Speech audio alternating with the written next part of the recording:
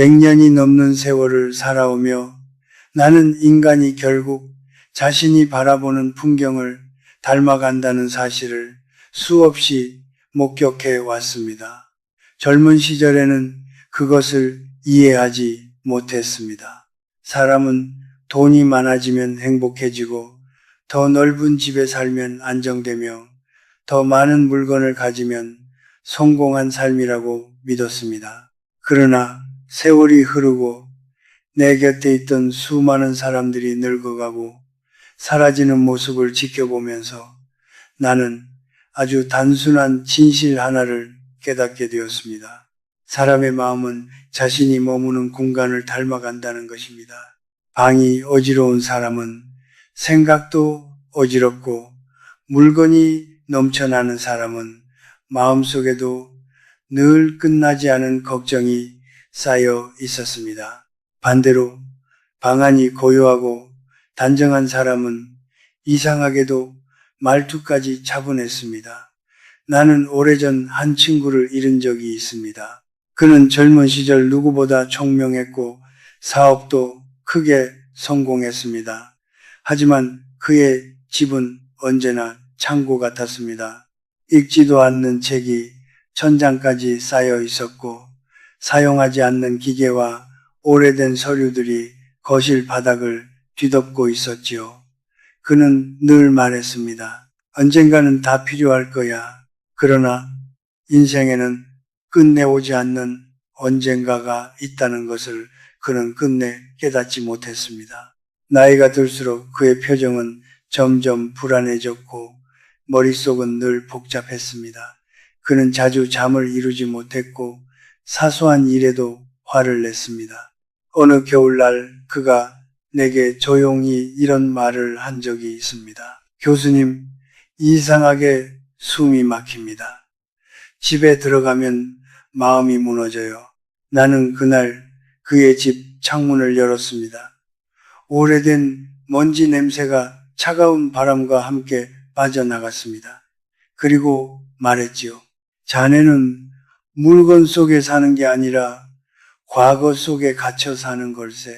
인간은 이상하게도 눈에 보이는 것을 마음속에 복사해 놓는 존재입니다. 복잡한 환경 속에 오래 머물면 생각도 혼란스러워지고 불필요한 물건 속에 살다 보면 삶까지 무거워집니다. 독일의 작가 쿠르트 투올스키는 커다란 쓰레기통이 건강한 질서의 시작이라고 말했습니다. 젊은 시절에는 그 문장이 지나치게 단순하게 느껴졌지만 100년의 세월 끝에서 돌아보니 그 말만큼 인간을 정확히 설명하는 문장도 드뭅니다. 요즘 사람들은 너무 많은 것을 가지고 살아갑니다. 나는 가끔 대형 마트에 가서 사람들을 바라봅니다. 젊은 부부들이 거대한 카트를 밀며 끝없이 물건을 담아 넣는 모습을 보면 문득 이런 생각이 듭니다. 저 많은 것들 중 과연 얼마나 삶을 행복하게 만들까? 미래학자 마틴 린드스트롬은 쇼핑카트 크기가 2배가 되면 사람들의 소비가 30% 증가한다고 말했습니다. 인간은 본능적으로 빈 공간을 채우고 싶어 하기 때문입니다. 문제는 물건만 늘어나는 것이 아니라 걱정도 함께 늘어난다는 데 있습니다. 나는 전쟁 직후의 가난한 시절을 기억합니다. 그때는 물건이 없어서 문제였습니다. 하지만 이상하게도 사람들의 얼굴에는 지금보다 웃음이 많았습니다. 서로의 집 문이 늘 열려 있었고 좁은 방 안에서도 마음만큼은 답답하지 않았습니다. 그런데 지금은 집은 훨씬 넓어졌는데 사람들의 가슴은 더 좁아졌습니다. 물건은 많아졌지만 여유는 사라졌고 정보는 넘치는데 마음은 오히려 더 공허해졌습니다. 특히 현대인은 정보에 대한 집착이 심합니다. 책, 메모, 컴퓨터 파일, 휴대전화 사진, 언젠가 필요할 것 같아서 저장해 두지만 대부분은 다시 열어보지도 않습니다. 한 연구에 따르면 사람들이 저장하는 디지털 자료의 80% 이상은 다시 사용되지 않는다고 합니다. 그런데도 사람들은 삭제하지 못합니다. 왜일까요? 혹시라도 잃어버리면 불안하기 때문입니다. 그러나 역설적이게도 인간은 너무 많은 정보를 쥐고 있을 때 더 깊은 피로를 느낍니다. 한국 철학자 법정 스님은 이런 말을 남겼습니다. 무소유란 아무것도 갖지 않는 것이 아니라 불필요한 것에 끌려다니지 않는 삶이다. 나는 그 문장을 참 오래 마음속에 품고 살아왔습니다. 젊은 시절에 나는 성공을 위해 끊임없이 무언가를 더하려 했습니다. 더 많은 강의, 더 많은 인간관계, 더 많은 명예. 하지만 노년의 문턱에서 깨달은 것은 인생은 더하는 능력이 아니라 덜어내는 능력으로 완성된다는 사실이었습니다. 사람은 사랑하는 물건은 자꾸 들여다봅니다. 손으로 닦고 아끼고 정성스럽게 관리합니다. 그러나 대부분의 물건은 그렇지 않습니다. 집 안 어딘가에 처박혀 먼지만 쌓여갑니다. 문제는 그 물건들이 단지 공간만 차지하는 것이 아니라 우리의 시간과 정신까지 갉아먹는다는 점입니다. 옷이 많을수록 고르는 시간이 길어지고 장식품이 많을수록 청소할 것도 늘어납니다. 결국 인간은 물건을 소유하는 것이 아니라 물건에게 시간을 빼앗기며 살아갑니다.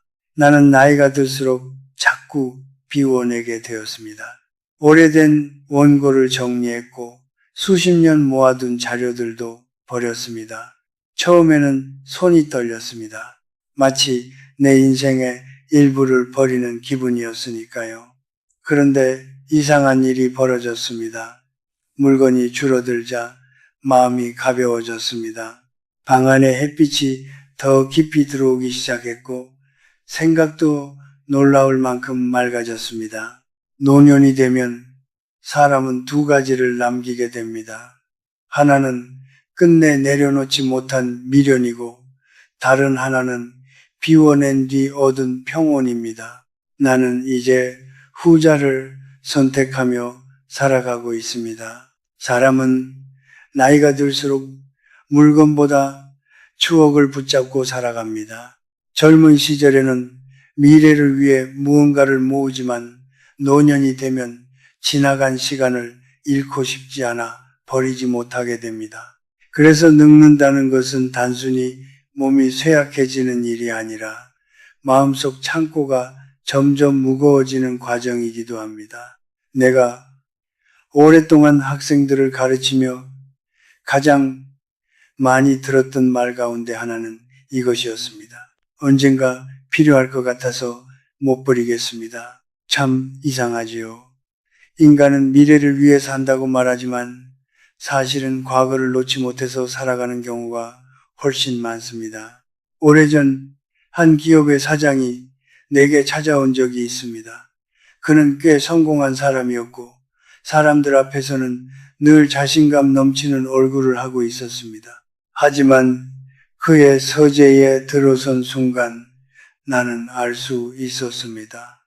이 사람의 마음이 얼마나 지쳐 있는지를 말입니다. 책장은 천장까지 빼곡했고 수십 년 전 자료들이 먼지를 뒤집어 쓴 채 그대로 남아 있었습니다. 이미 끝난 프로젝트 문서, 오래된 경영학 서적, 누렇게 변한 메모들. 그는 그 방을 내 인생의 역사라고 불렀습니다. 정리를 시작하던 중 그는 갑자기 어린이용 위인전 전집 앞에서 손을 멈췄습니다. 이건 못 버립니다. 아들에게 꼭 읽히고 싶어서요. 나는 조용히 물었습니다. 아드님은 지금 몇 살입니까? 그는 잠시 웃더니 말했습니다. 고등학교 2학년입니다. 그 순간 나는 그의 표정 속에서 어떤 두려움을 보았습니다. 그는 사실 책을 버리지 못하는 것이 아니었습니다. 어린 시절의 아들과 다시 돌아오지 않을 시간을 놓지 못하고 있었던 것입니다. 사람은 종종 물건의 감정을 저장합니다. 그래서 낡은 인형 하나에도 눈물이 나고 오래된 옷 한 벌에도 젊은 날의 자신이 남아있다고 믿습니다. 그러나 시간이 흐르면 깨닫게 됩니다. 추억은 물건 안에 들어있는 것이 아니라 이미 우리 마음속에 살아있다는 사실을 말입니다. 몇 해 전 한 여성이 내 강연을 듣고 이런 이야기를 들려준 적이 있습니다.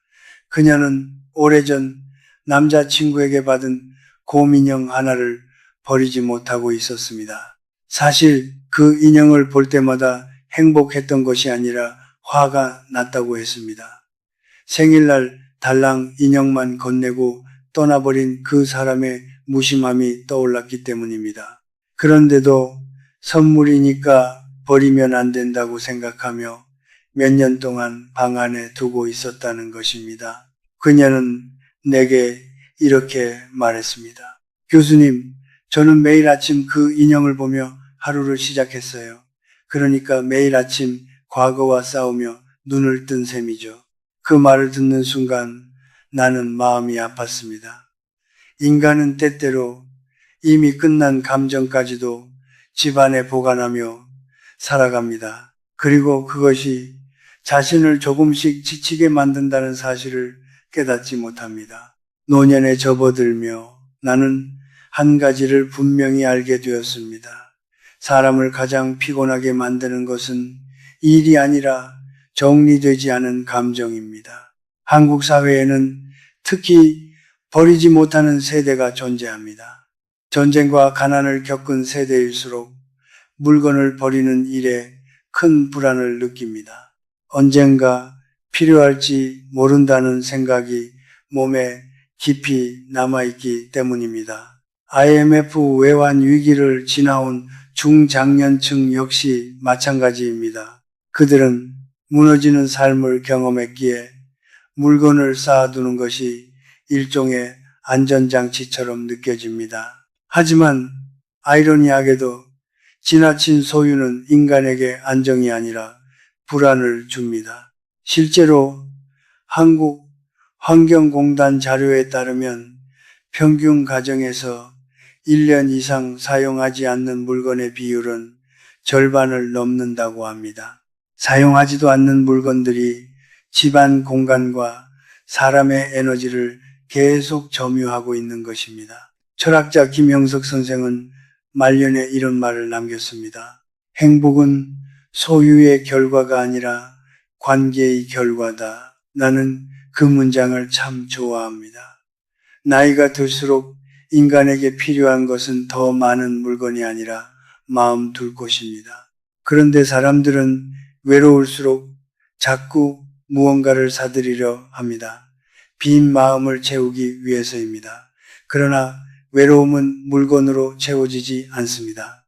오히려 더 많은 짐 속에서 사람은 자신을 잃어갑니다.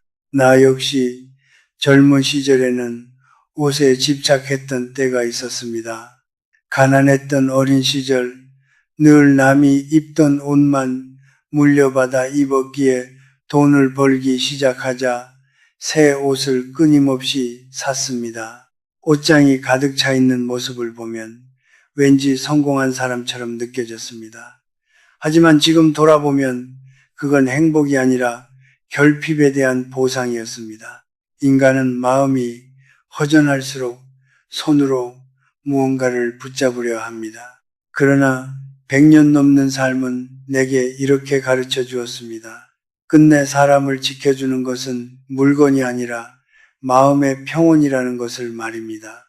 나이가 들면 집 안에 있는 물건만 정리해야 하는 것이 아닙니다. 이미 끝난 후에 오래된 자책, 미워했던 기억들까지도 조금씩 비워내야 합니다. 그렇지 않으면 인간의 마음은 결국 지나간 시간의 창고가 되어버립니다. 나는 요즘 아침마다 창문을 엽니다. 그리고 햇빛이 들어오는 빈 공간을 한참 바라봅니다. 이상하게도 비워낸 자리에는 늘 바람이 먼저 들어옵니다. 인생도 어쩌면 그렇습니다. 무언가를 떠나보내야만 새로운 평온이 들어올 자리가 생기는 것입니다. 젊은 시절에 나는 늘 바빴습니다. 강의를 준비했고 원고를 썼으며 사람들을 만나고 새로운 계획을 세우느라 하루가 어떻게 지나가는지도 몰랐습니다. 그때의 나는 복잡한 삶이 곧 가치 있는 삶이라고 믿었습니다. 손에 일이 많다는 것은 자신이 아직 필요로 되는 사람이라는 증거처럼 느껴졌으니까요. 하지만 인간은 언젠가 반드시 멈춰서는 순간을 맞이합니다. 내가 여든을 넘겼을 무렵이었습니다. 어느 날 새벽 책상 위에 쌓인 서류들을 바라보다 문득 이상한 허무함이 밀려왔습니다. 읽다만 논문, 오래된 강연 원고, 이미 세상을 떠난 사람들의 명함. 그 순간 나는 아주 조용한 질문 하나를 스스로에게 던졌습니다. 나는 왜 이렇게 많은 것을 끌어안고 살아왔을까? 그 질문은 생각보다 오래 내 마음에 머물렀습니다. 사람은 젊을 때는 더 많은 것을 가지기 위해 달려갑니다. 그러나 나이가 들수록 중요한 것은 얼마나 많이 가졌는가가 아니라 무엇을 끝내 놓아주지 못하고 있는가라는 사실을 깨닫게 됩니다. 미국의 사상가 헨리 데이비드 소로는 월든 호숫가의 작은 오두막에서 단순한 삶을 살았습니다. 그는 단순화하라라고 말했죠. 젊은 시절에는 그 문장이 현실과 동떨어진 낭만처럼 느껴졌습니다. 하지만 100년을 넘긴 지금의 나는 압니다. 단순함은 가난한 삶이 아니라 가장 높은 수준의 지혜라는 것을 말입니다. 인간은 복잡할수록 중요한 것을 놓칩니다. 나는 오랫동안 대학에서 학생들을 가르치며 수많은 중년들을 만났습니다. 그런데 신기하게도 사람들의 고통은 대부분 비슷했습니다. 해야 할 일은 많고 책임은 무겁고 머릿속은 늘 시끄러웠습니다. 그런데 그들 가운데 진짜 행복한 사람은 많지 않았습니다. 왜일까요? 삶이 너무 복잡했기 때문입니다. 노년이 되면 사람은 비로소 알게 됩니다. 인생에서 가장 소중한 것은 시간이었고 가장 무서운 것은 방향을 잃은 채 바쁘게 사는 일이었다는 사실을 말입니다. 한국보건사회연구원의 조사에 따르면 중장년층의 우울감과 불안감은 최근 크게 증가하고 있습니다.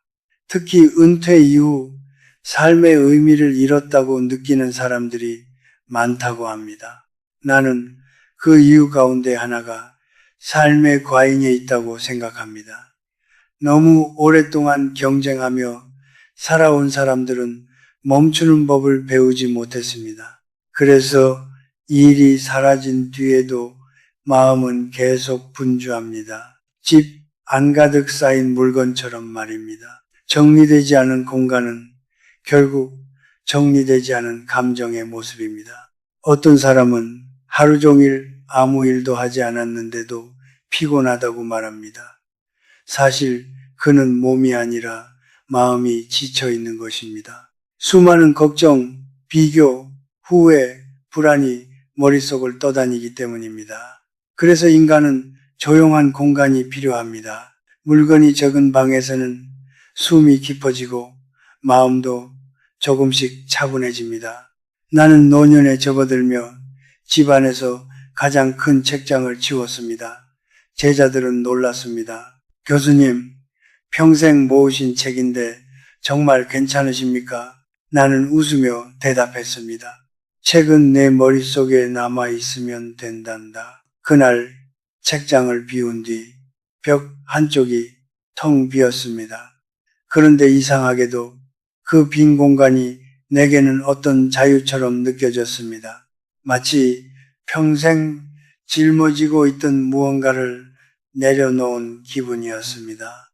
사람은 흔히 나이가 들면 삶이 줄어든다고 생각합니다. 하지만 나는 오히려 반대로 느낍니다. 비워낼 줄 아는 사람에게 노년은 가장 깊고 넓은 시간이 됩니다. 젊은 시절에는 더 많은 사람을 만나려 했지만 지금은 진심 어린 한 사람과의 대화가 더 소중합니다. 예전에는 큰 집을 꿈꿨지만 지금은 햇빛 잘 드는 작은 방 하나면 충분합니다. 한때는 세상이 나를 어떻게 보는지가 중요했지만 이제는 내가 나 자신을 편안하게 바라볼 수 있는지가 더 중요해졌습니다. 한국 철학자 도올 김용옥은 인간의 삶을 두고 비워야 흐른다고 말한 적이 있습니다. 나는 그 문장을 참 좋아합니다. 강물도 막히면 썩고 인간의 마음도 지나치게 채워지면 결국 무너집니다. 특히 중년 이후에는 마음의 정리가 필요합니다. 이미 끝난 경쟁을 계속 붙잡지 말아야 하고 남과 비교하는 습관도 내려놓아야 합니다. 젊은 날 이루지 못한 꿈 때문에 자신을 미워할 필요도 없습니다. 100년 넘게 살아보니 결국 사람을 가장 늙게 만드는 것은 나이가 아니라 후회였습니다. 나는 가끔 공원을 천천히 걷습니다.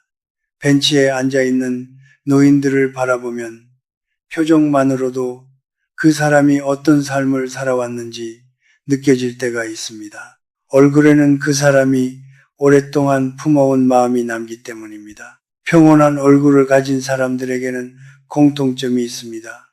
그들은 삶에서 꼭 필요한 것만 남긴 사람들입니다.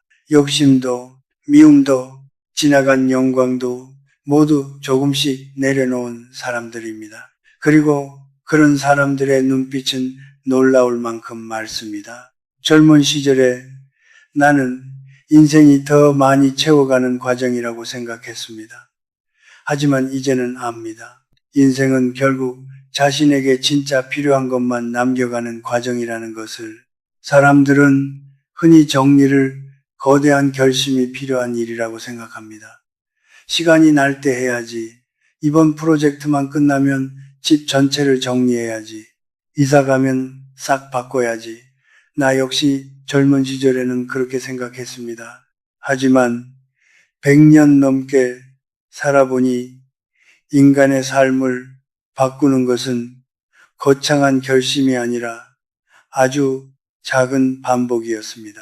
하루 15분, 나는 이 짧은 시간이 사람의 인생을 바꿀 수 있다고 믿습니다. 많은 사람들이 정리를 어려워하는 이유는 단순합니다. 한 번에 완벽하게 끝내려 하기 때문입니다. 그러나 삶에는 완벽하게 정리되는 날이 존재하지 않습니다. 인간의 마음도 마찬가지입니다. 우리는 평생 조금씩 흔들리고 조금씩 어지러워지고 또 조금씩 바로잡으며 살아갑니다. 오래전 한 중년 남성이 내게 찾아와 말했습니다. 교수님, 제 방을 보면 한숨부터 나옵니다. 어디서부터 손대야 할지 모르겠습니다. 나는 그에게 집 전체를 치우라고 하지 않았습니다. 대신 책상, 서랍 하나만 정리해 보라고 했습니다. 그는 처음엔 웃었습니다. 겨우 서랍 하나로 인생이 달라지겠냐는 표정이었지요. 하지만 한 달 뒤 다시 만난 그는 완전히 다른 얼굴을 하고 있었습니다. 신기하게도 서랍 하나를 정리하니까 다른 것도 보이기 시작했습니다. 인생은 원래 그런 것입니다. 작은 질서 하나가 또 다른 질서를 부르고 작은 행동 하나가 삶 전체의 방향을 바꾸기 시작합니다. 나는 학생들에게 늘 말하곤 했습니다. 인간은 생각으로 변하는 것이 아니라 행동으로 변한다. 사람은 고민이 많아질수록 몸을 움직이지 않습니다. 방 안에 오래 앉아 있고 머릿속으로만 생각을 반복합니다. 그러나 몸이 멈추면 마음도 점점 어두워집니다. 일본의 기업인 가기야마 히데사부로 역시 이런 말을 했습니다. 생각만 하면 잡념이 커진다. 몸을 움직여야 마음이 살아난다. 나는 그 말을 무척 공감합니다. 실제로 심리학 연구에서도 정리와 청소 같은 단순 반복 행동이 불안감을 낮추고 집중력을 회복시키는데 도움을 준다고 합니다. 미국 프린스턴 대학교 신경과학 연구에서는 어수선한 환경이 인간의 뇌를 지속적으로 피로하게 만든다는 결과도 발표된 바 있습니다. 인간의 뇌는 눈앞의 물건들을 끊임없이 처리하려 하기 때문입니다. 그러니 어지러운 방에서 마음이 복잡해지는 것은 의지가 약해서가 아니라 아주 자연스러운 일입니다. 특히 한국의 중장년층은 늘 긴장 속에서 살아왔습니다. 가족을 책임져야 했고 회사에서 버텨야 했으며 남들보다 뒤처지지 않기 위해 쉼 없이 달려야 했습니다. 그렇게 수십 년을 살아온 사람들에게 정리되지 않은 집은 단순한 공간 문제가 아닙니다. 그것은 쉬지 못한 삶의 흔적입니다. 나는 은퇴 후 깊은 무기력에 빠진 사람들을 많이 보았습니다.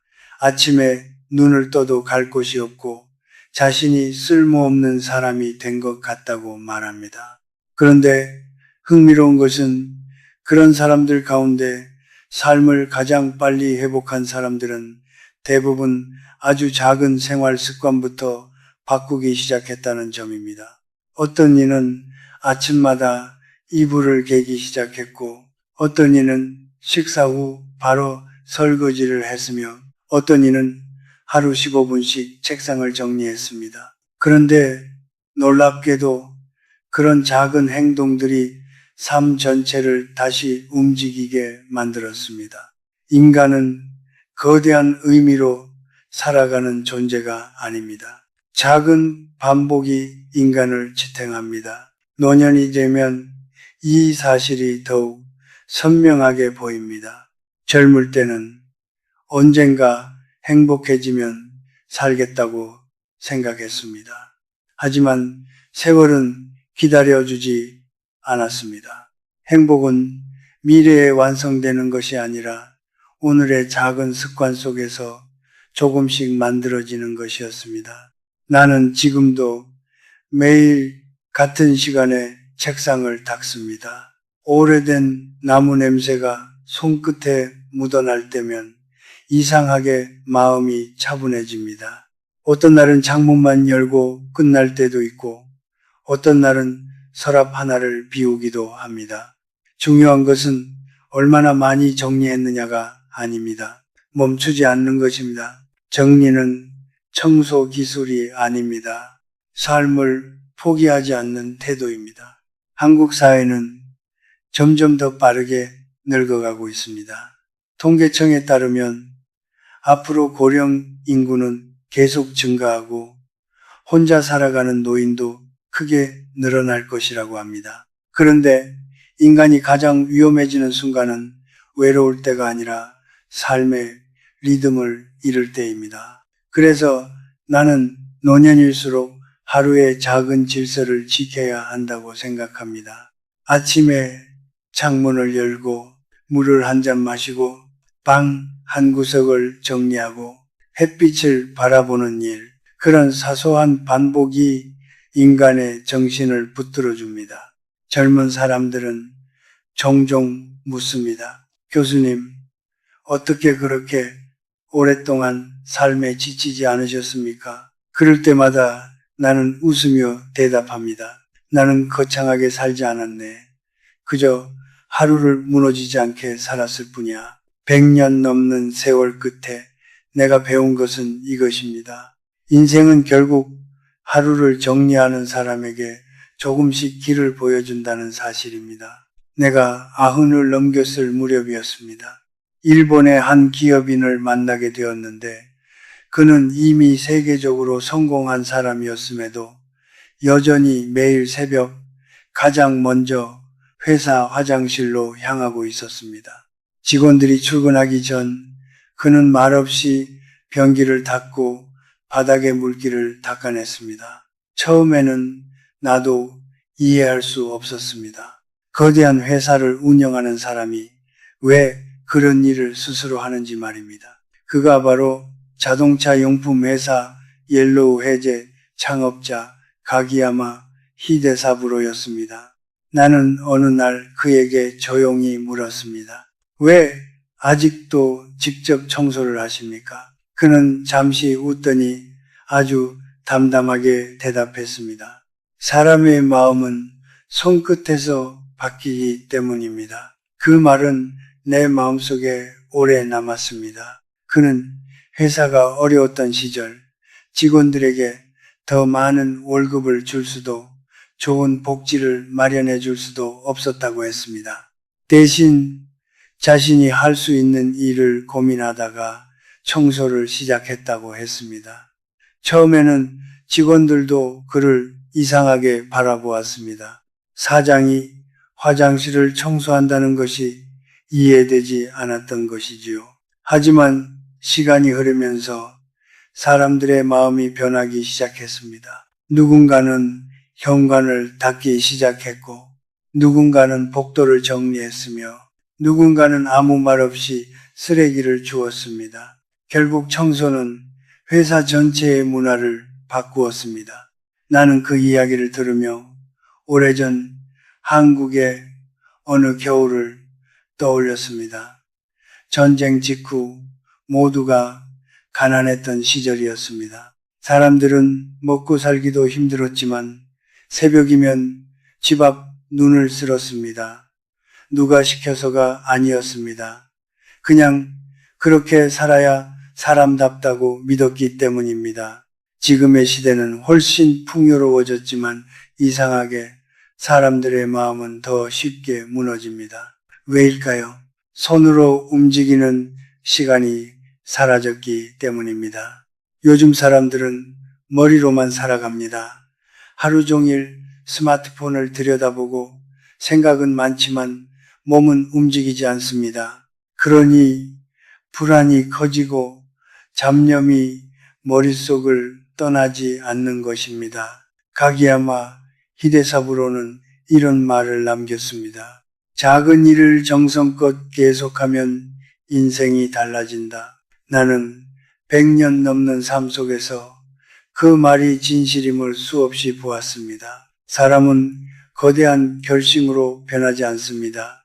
오히려 사소한 반복이 인간을 바꿉니다. 매일 같은 시간에 방을 정리하고 신발을 가지런히 놓고 식사 후 설거지를 하고 쓰레기를 바로 버리는 사람들. 그 단순한 행동이 결국 삶 전체를 지탱합니다. 반대로 마음이 무너진 사람들의 주변을 보면 공통점이 있습니다. 방은 어지럽고 물건은 뒤엉켜 있으며 시간의 흐름도 흐트러져 있습니다. 처음에는 단순한 게으름처럼 보이지만 사실은 삶의 중심이 흔들리고 있는 상태입니다. 나는 은퇴 후 깊은 우울증을 겪던 한 남성을 기억합니다. 그는 평생 성실하게 살아온 가장이었습니다. 그런데 회사를 그만둔 뒤 갑자기 자신이 쓸모없는 사람이 된 것 같다고 했습니다. 하루 종일 텔레비전만 켜놓고 누워 있었고 점점 사람도 만나지 않았습니다. 어느 날 내가 그의 집을 방문했을 때 거실 한편에는 뜯지도 않은 택배 상자가 산처럼 쌓여 있었습니다. 그는 말했습니다. 버릴 힘도 없습니다. 그 순간 나는 알았습니다. 지금 그에게 필요한 것은 거창한 위로가 아니라 아주 작은 움직임이라는 것을 말입니다. 나는 그에게 하루에 단 하나만 하자고 말했습니다. 아침마다 현관 신발만 가지런히 놓으십시오. 그는 처음에는 웃었습니다. 겨우 신발 정리로 삶이 달라질 리 없다고 생각했던 것이지요. 하지만 몇 달 뒤 그는 다시 사람을 만나기 시작했고 동네 공원도 걷기 시작했습니다. 그리고 내게 이런 말을 했습니다. 교수님, 이상하게 신발을 정리하기 시작하니까 제 마음도 조금씩 정리되더군요. 인생은 참 신기합니다. 마음이 행동을 바꾸는 것 같지만 사실은 행동이 마음을 끌고 가는 경우가 더 많습니다. 노년이 되면 사람은 점점 많은 것을 잃습니다. 젊음도 체력도 곁에 있던 사람들도 그러나 끝까지 잃지 말아야 하는 것이 하나 있습니다. 바로 삶을 스스로 돌보는 힘입니다. 방을 정리하는 일, 햇빛을 드리는 일, 작은 먼지를 닦아내는 일, 그런 사소한 행동 속에서 인간은 다시 살아갈 의지를 발견합니다. 나는 이제 오래 살았다는 사실을 자랑처럼 생각하지 않습니다. 다만 긴 세월 끝에 한 가지는 분명히 말할 수 있습니다. 인생은 결국 얼마나 많이 가졌는가로 결정되지 않습니다. 얼마나 가볍게 웃을 수 있는가로 결정됩니다. 마음속 오래된 미움 하나를 비워내고 사용하지 않는 물건 하나를 내려놓고 오늘 하루를 단정하게 살아내는 것. 그것이야말로 인간을 끝내 무너지지 않게 만드는 힘입니다. 젊은 시절에 나는 세상을 바꾸는 거대한 성공을 꿈꿨습니다. 그러나 이제는 압니다. 한 사람의 삶은 매일 조용히 자신을 정리하는 습관 속에서 완성된다는 것을 오늘 당신의 방 한 구석을 바라보십시오. 그리고 아주 작은 것 하나만 비워보십시오. 어쩌면 그 순간 당신의 인생에도 오래 막혀있던 바람이 다시 흐르기 시작할지 모릅니다.